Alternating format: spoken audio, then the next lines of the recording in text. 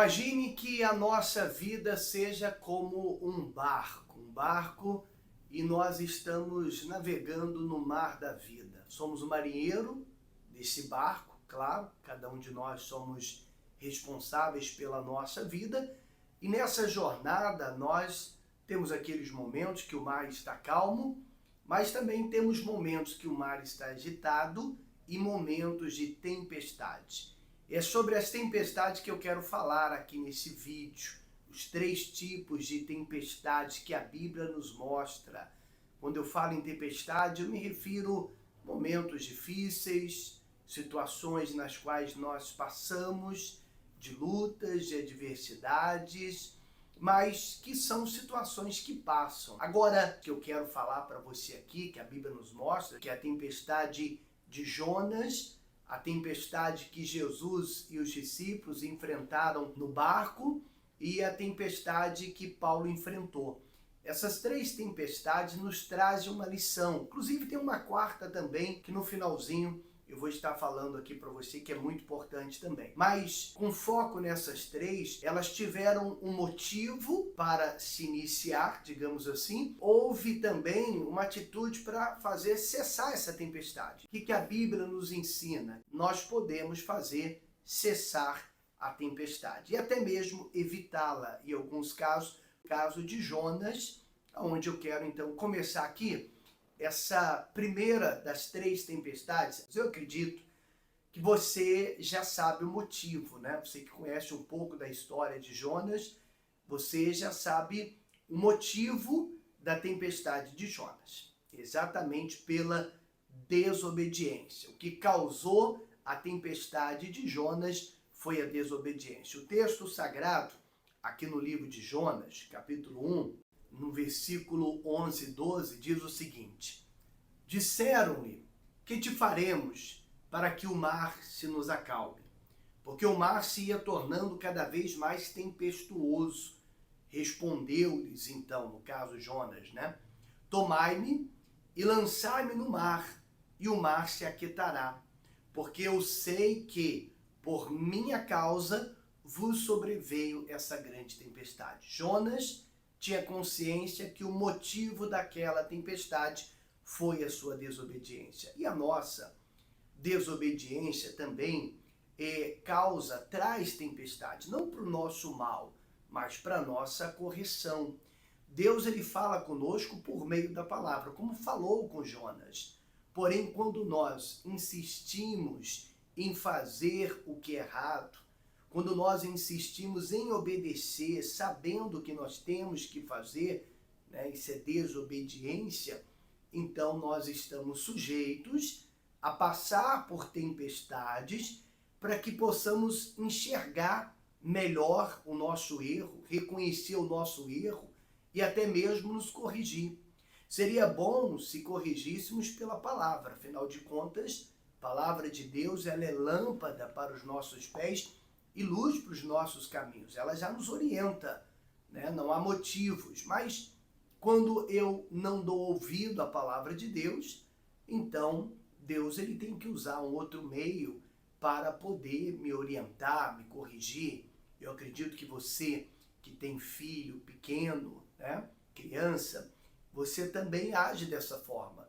Você fala algo para o seu filho, por exemplo, para ele não fazer determinada coisa, e a partir do momento que você fala, se ele insiste em continuar fazendo, normalmente você toma uma atitude, uma ação, né? Você não só fala, como agora você toma atitude e diz para ele, olha, você vai ficar de castigo, você vai ficar sem o celular, você vai ficar sem TV, porque você não me deu ouvido. Para quê? Para que aquela correção, então, possa fazê-lo entender melhor aquilo que ele não entendeu com a palavra. Então, assim que Deus tratou com Jonas, quando ele reconheceu, na hora o mar se acalmou, na hora acabou a tempestade, Jonas se arrependeu, voltou lá, né, ainda foi parar no ventre do peixe, mas com seu arrependimento ele se consertou e mudou aquela situação. Então a tempestade de Jonas é a tempestade da desobediência. Se você está vivendo uma tempestade, você reconhece que essa tempestade ela foi causada por uma desobediência, você tem essa consciência, então o que vai fazer cessar essa tempestade é você, uma vez que reconheceu, se consertar com Deus, se arrepender, se consertar, e aí com certeza essa tempestade ela vai cessar, porque o objetivo dela é a correção. Como você já se corrigiu, a tempestade ela cessa também.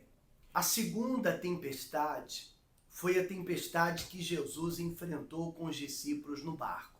Quando ele estava no mar da Galileia, indo para a cidade dos Gadarenos. Essa tempestade, veja bem, ela é espiritual. Por que eu digo que ela é espiritual? Acompanhe só o texto sagrado que eu vou ler para você em Mateus 8, versículo 23 ao 26. Então, entrando ele no barco, seus discípulos o seguiram. E eis que sobreveio no mar uma grande tempestade, de sorte que o barco era varrido pelas ondas. Entretanto, Jesus dormia. Mas os discípulos vieram acordá-lo, clamando: Senhor, salva-nos, perecemos.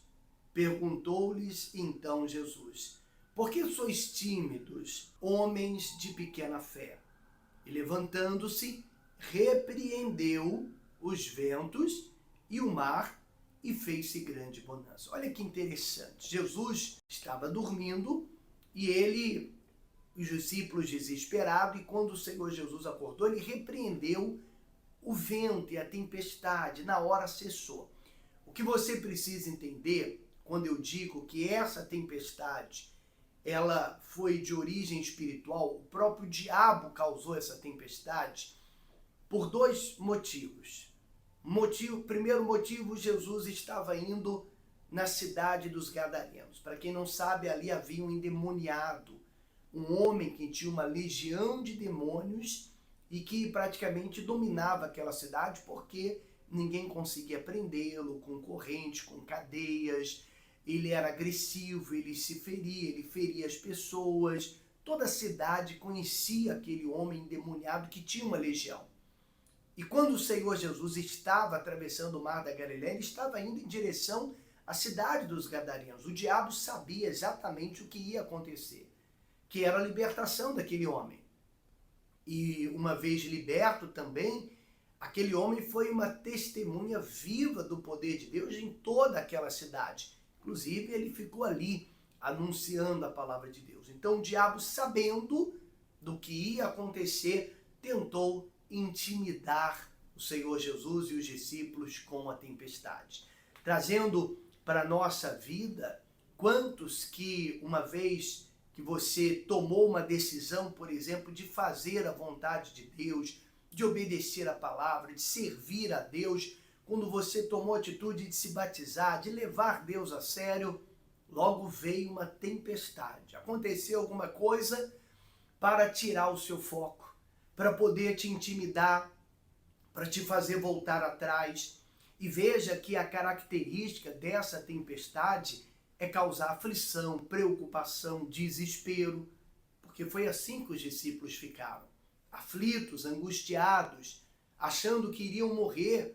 O mal, ele tenta fazer isso. A tempestade que vem do diabo, que é espiritual, ela tem esse objetivo, causar aflição, preocupação, angústia. Mas como que Jesus venceu essa tempestade? Repreendendo. Aí entra a questão de usar a fé, usar a autoridade, uma vez que você sabe que é espiritual. Por quê? Porque você não pecou, você não desobedeceu para que seja a tempestade de Jonas. Então, se eu não fiz nada de errado, se eu não estou vivendo na desobediência e do nada levantou essa tempestade, exatamente quando eu decidi fazer a vontade de Deus, me apegar ainda mais, servir a Deus, então eu sei que essa tempestade é espiritual. E você então estende a mão, você ora forte, você repreenda com fé e autoridade para que essa tempestade ela venha cessar, e é assim que você vence essa tempestade. A terceira tempestade, que é a tempestade de Paulo, a que Paulo enfrentou, é muito interessante.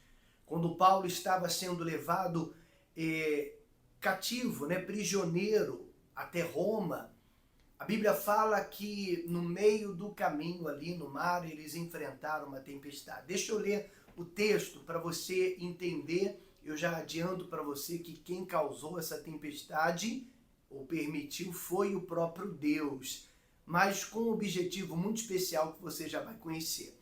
Aqui em Atos 27, versículo 13, diz assim, do 13 ao 15, soprando grandemente o vento sul, e pensando eles ter alcançado o que desejavam, preste atenção nisso, levantaram âncora e foram costeando mais perto a ilha de Creta. Entretanto, não muito depois, desencadeou-se ao lado da ilha um tufão de vento chamado Euroaquilão, e sendo o navio arrastado com violência, sem poder resistir ao vento, cessamos a manobra e nos fomos deixando levar. Bom, o apóstolo Paulo, como eu disse, estava sendo levado prisioneiro até Roma.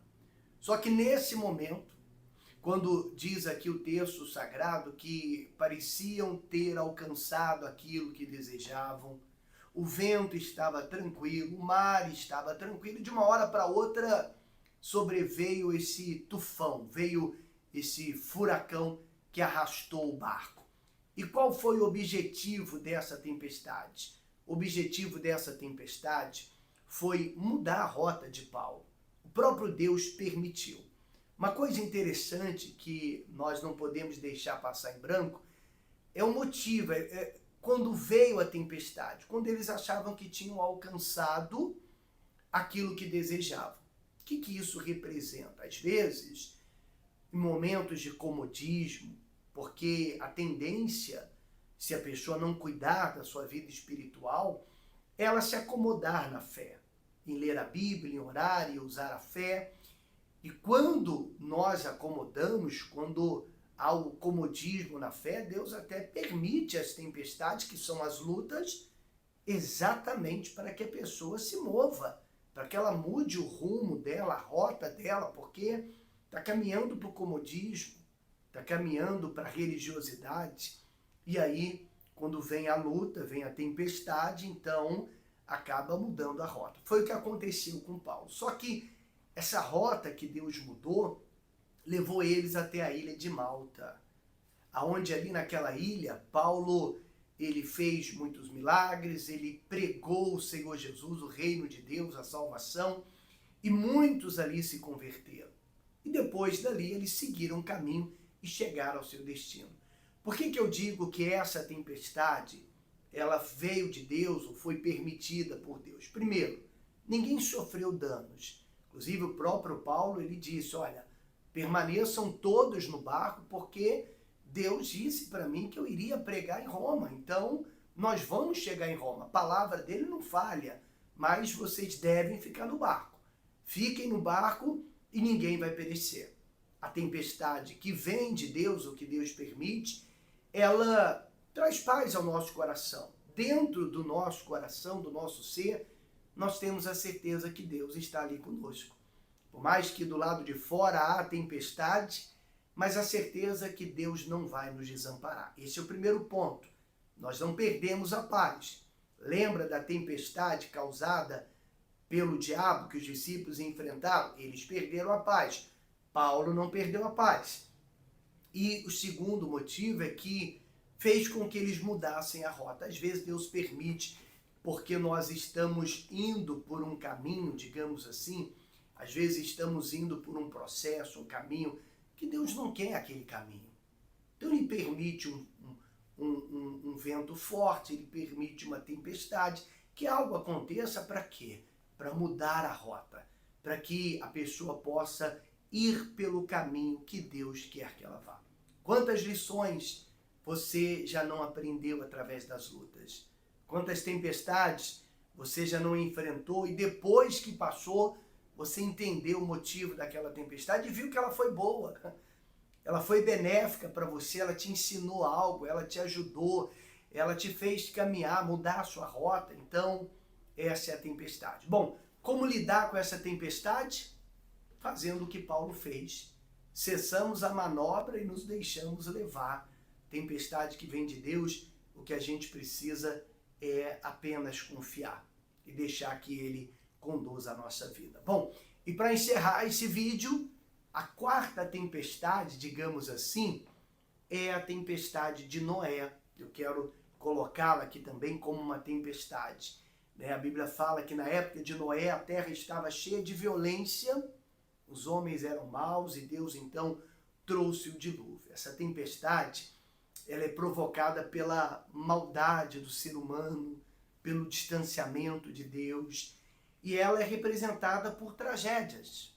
Tragédias como enchentes, terremotos, epidemias, tragédias que mesmo aquelas pessoas que são de Deus, mas nós vivemos no mundo, então estamos sujeitos também a passar, digamos assim, por essa tempestade, ser atingido por ela. Porém, há um detalhe.